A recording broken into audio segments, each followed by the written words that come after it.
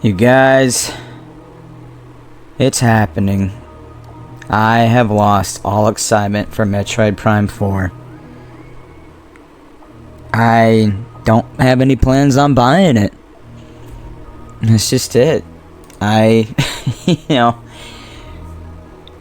have been a Metroid fan probably since I was 10 years old.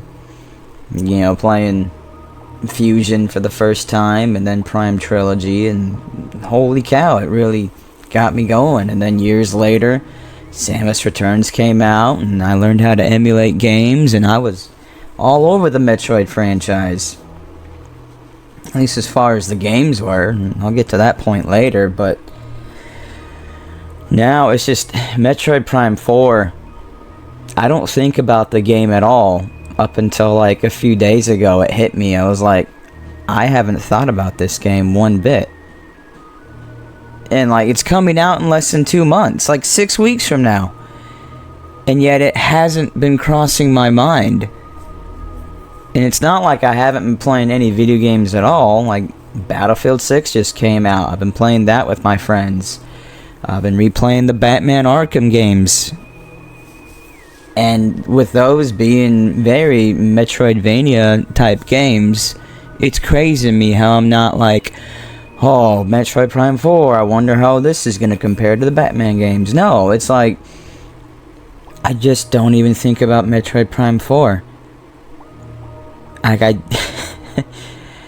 it's so crazy, because last year, with that June Direct, that showed Samus flying down in her gunship and jumping out and defending the troopers, and then running into Psylocke with this pair of mock droids, and the music in the background. Like, that was the perfect trailer. And I was so excited. Every day, to and from work, I would just put that trailer on in the background. I had a trip coming up for work that would take me away from home for months, so I didn't want to, I wanted to leave my Switch here for my boyfriend, because technically it's his Switch. So I went and bought a used OLED Switch, because I didn't want to risk missing this game, okay? Like, I knew this work trip, I wasn't going to be home until, like, May. I was like, you never know, they could release, I don't know when the Switch 2, I didn't know when the Switch 2 was going to come out at that point. But all that I knew was Metroid Prime 4 was coming out in 2025, so I went and bought a whole console for it. Well, clearly didn't come out during that trip. I got home late April, and that was, we still didn't have a release date. It was still after that March Direct, 2025. And here's the thing, is that March Direct, it left me puzzled. I was still excited to play the game, but the whole deal about psychic abilities, I was like, huh? And I don't know why. I can't explain why the psychic abilities at a surface level was just kind of like, eh. But overall, I think what got me concerned was they were just following the popularity of Breath of the Wild with its magnesis, and Tears of the Kingdom with its Ultra Hand, and how those two abilities are essentially telekinetic in nature. You're moving around an object, and so I was just concerned that, like, oh no, they're just copying Tears of the Kingdom. And I didn't like Tears of the Kingdom very much. I like Breath of the Wild, but not Tears of the Kingdom. In fact, my boyfriend has been playing through Breath of the Wild for the first time, and he's been loving it. And his daughter will watch him play, and she's like, Daddy, shrine? Daddy, we do a shrine? And then my boyfriend will do a shrine, and it's all fun. And I've had fun watching my boyfriend replay through Breath of the Wild. But then when I try to pick up Tears of the Kingdom again, I'm like, yeah, I'm just not having fun with this. And then my boyfriend's daughter will be like, I'm not gonna say my real name out loud, but it's like, so-and-so, shrine on your game, shrine on your game, and I just say no. And so making that connection of if the psychic abilities in Prime 4 are anything like Tears of the Kingdom, then I'm halfway out the door already. You know, the aimed shot looked cool. That reminded me of Immortals Phoenix Rising, a game that I love. Honestly, in a lot of ways, I like that one more than Breath of the Wild, especially like it more than Tears of the Kingdom.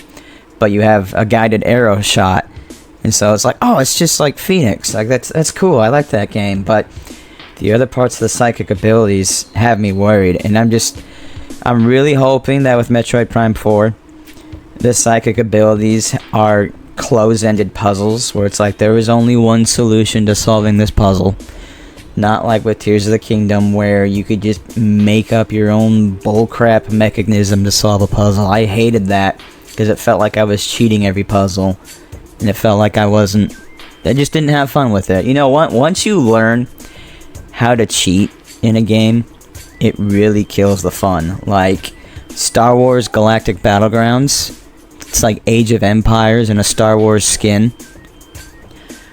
As a kid, I played those games all the time, and I had no idea what any cheat codes were, but then as an adult, I learned the cheat codes, where you can just fill up your coffers full with money, and then you can bring out this super soldier Ewok who mows down enemies, or you can summon the Death Star. And when you do that, you just kind of kill the flow of the game. Like, the challenge is gone, because you can just obliterate your enemies with just a few clicks on your keyboard. And so that was Tears of the Kingdom's puzzles to me, and that's what was killing my hype with that March Direct. Just thinking, you know, that knee-jerk reaction of, oh no, it's going to be open-ended puzzles with telekinesis abilities like in Tears of the Kingdom. But then the Treehouse gameplay, you know, the beginning level of the game of Samus flying in and shooting down enemy ships, that was so awesome. I've always headcanoned that Samus, her dad, was a pilot for the Federation Navy, and he was really good at it. And now she wants to be like her dad in that aspect, and she's proven it to be true. And she lands in, and the music is awesome and everything, and then you just get to it. Granted, the people presenting the Treehouse were annoying. I wish we had a version, like a good, clean version of gameplay without that, like without them talking. But just like the troopers, like, Samus, oh thank God you're here, and then you got the big Golem X Federation Force, man. Game, such a good game. Suffered from really bad timing. I will stand by that point forever. And you got the big Golem mechs that are shooting at enemy troopers and everything, and the Marines, eyes up, guns up, everybody up. It just, it sounded so cool, it looked so cool, where it's just like, you know, all these guys are like, holy cow, Samus is here, the day is saved, we're gonna make it through this. You know, it reminds me kind of Halo 3, when Master Chief is brought to the UNSC base. You got some beat up Marines, and one sees Chief and perks up like, holy cow, it's Master Chief. I think we're gonna make it, guys. That's the feeling here that like Samus gives to these Marines, and I loved it. And then you confront Psylocke, and you shoot the artifact, or he shoots the artifact, and then you're teleported. And I'm like, that's awesome. Like, I was totally re-engaged. Like, I am re-hooked in this. I am excited again. I cannot wait until this game releases. If we could just get a release date already. And that became what people were talking about for a while. It's like, okay, when is this going to release? Like, the art book for Metroid Prime Trilogy got delayed to October. So maybe around then, October, okay, maybe November. And then people are also talking, is there going to be multiplayer? And like, well, people were still talking with excitement about this game. Of like things, possibilities of what could happen. And then we got the September Direct. Where it's just like, Samus has this hideous motorcycle. Here's this big, open, bland desert. And these wolves that don't look so good, and this Psylocke that doesn't look so good. And I think that was like a critical moment for this game, where a lot of people are like, yeah, I'm not excited, and I'm not the only one. There are some channels who have been like, this does not look very good. Some people are saying, oh, it's the trailer team that's failing the game. Other people, like myself, are saying, I think we're not getting the exact A-team here for developing this game. I mean, given a lot of people from, like, the 343 Halo games are working on this game now, it's like, maybe we should have seen this coming, because those games from 343 have not been good. Happy to see a dev from Battlefield 5 there, though. That was a great game. Battlefield 2042, it was flawed, but I really like to see the amount of diversity in the cast for that one. Yeah, and then, you know, if it's anything like Battlefield 6, you know, you got the people who have that talent. Hey, I'm down for that. But, yeah, that's where it was less people talking about gameplay possibilities and story possibilities, and it became more about people arguing if the bike was a good idea or not, if the open desert was a good idea or not. And I've already been annoyed with Nintendo this whole year in regards to the Nintendo Switch 2. You cannot convince me that this console is actually worth $450. And a game like Mario Kart World being $80? Like, are you kidding me? Like, maybe something new. Maybe the next Zelda, given just kind of, I don't know, how big, and I can't explain it. You know what I mean. Any game but Mario Kart World to be $80. But in the end, Nintendo opened the floodgates to the industry to charge $80. And Microsoft was pushing for that for a while. And give it time, Sony's going to do that.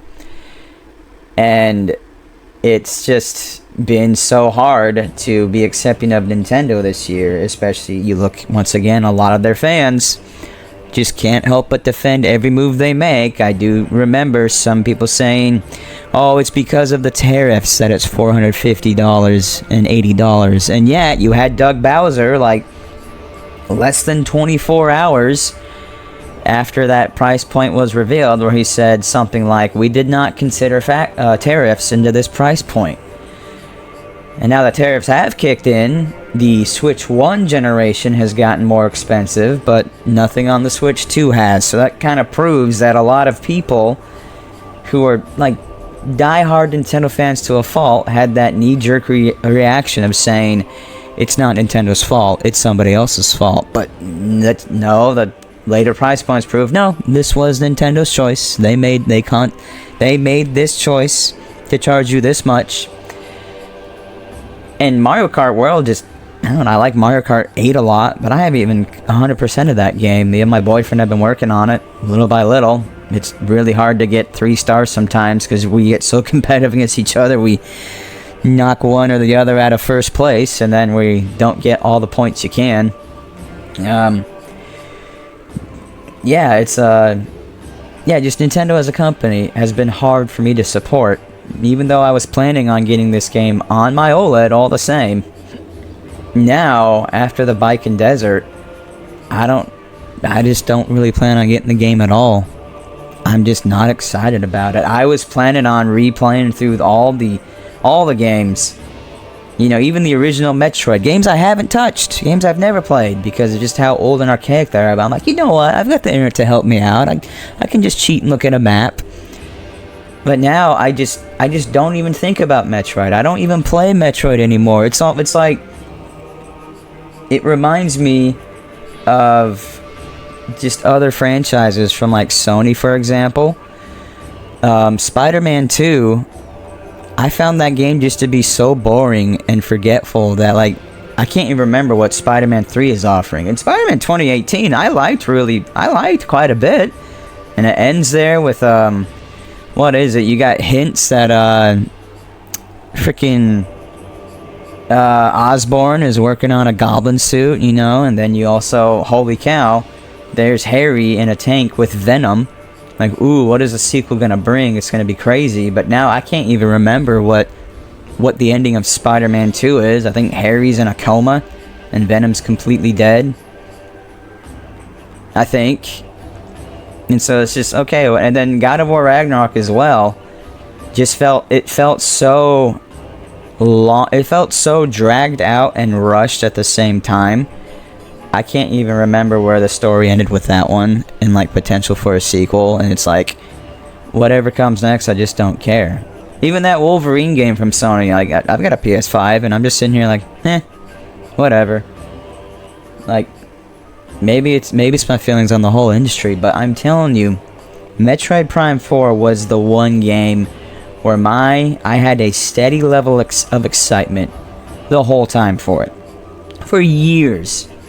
Okay, like, especially after Metroid Prime Remastered came out, because that put to rest any worries that they were gonna make Metroid Prime 4 some strange, like, cel-shaded art style. You know, I think Federation Force with the big head design rightfully was criticized. You know, like with how I don't like to use the word realistic for Metroid, but that's the best word I can think of for its graphics of like almost true to life.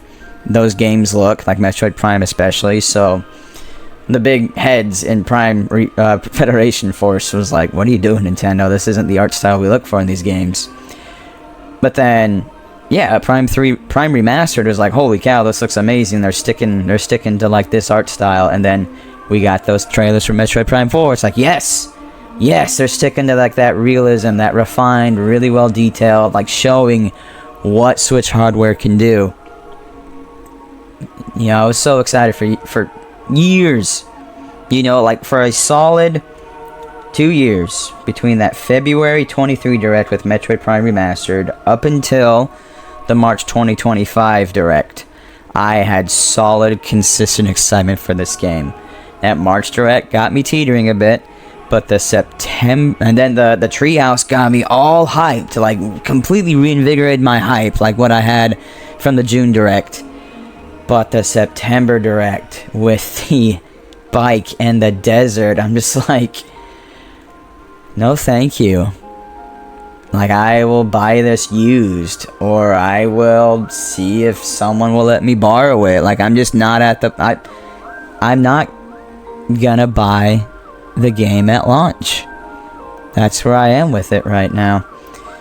And not only that, like, lately, I've been looking into some more, like, behind-the-scenes details of the Metroid franchise. I've been reading about a lot of that, like, just to try to kill time, but I'm beginning to realize how transphobic some of these developers are. Like, you have Yoshio Sakamoto. He has a quote saying something like, the day that Samus will be considered, like even fractionally considered to be transgender, will come after we get a Metroid game on the PlayStation 2. It was something like that. And then you look at one of his interviews with GameSpot where he's like leading up to Metroid Other M, where he's like, you know, people have gotten their own ideas of who Samus is, and we're here to like realign and like people to who she really is. I think he was hinting at that whole transgender deal. That whole transgender thing, it's, you know, I used to believe Samus was trans, but now I'm actually looking at the facts of it and realizing that it all started with a very transphobic joke from 1994, interviewing some of the Super Metroid devs. So it's like, whoa, I didn't know it started with that. That's horrible. And then you just got all of these different scantily, you know, Samus has always got the finishing cutscene art where she's just dressed so scantily. The Zero suit as well is like, leaves barely anything to the imagination. So like, this whole time, it's like, I think they've been trying to reinforce the idea, like, Samus is not trans because a trans person could never look like this. That's what I think. So now I feel bad for supporting this franchise for all of these years. Now that I know this, that they've been transphobic, I'm probably going to make a video on that, getting into more details.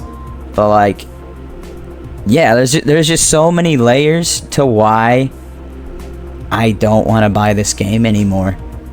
Nintendo as a whole has been a pretty awful company this year with around the Switch 2. And I kind of hate to find myself associating with the people who have been doing nothing but protecting it. The March Direct was and the September Direct was oh no.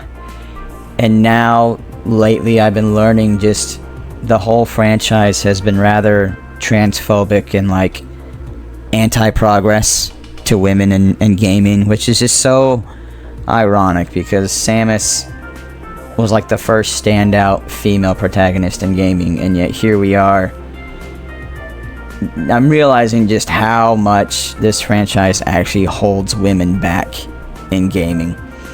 So, those are just some of my thoughts this morning. Like, I'll probably watch some people's reviews of it when the game comes out. But where I'm sitting now, Nintendo, if they want my money, they're gonna have to do something special. Like that, we need like a new trailer.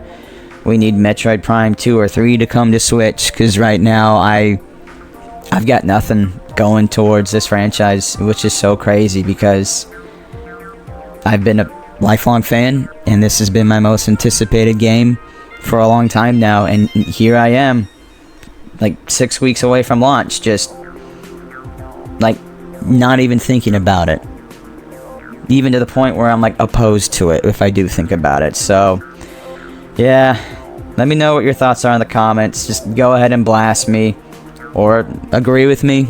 I don't know. But that's where I am right now. Anyways, you guys have a good day.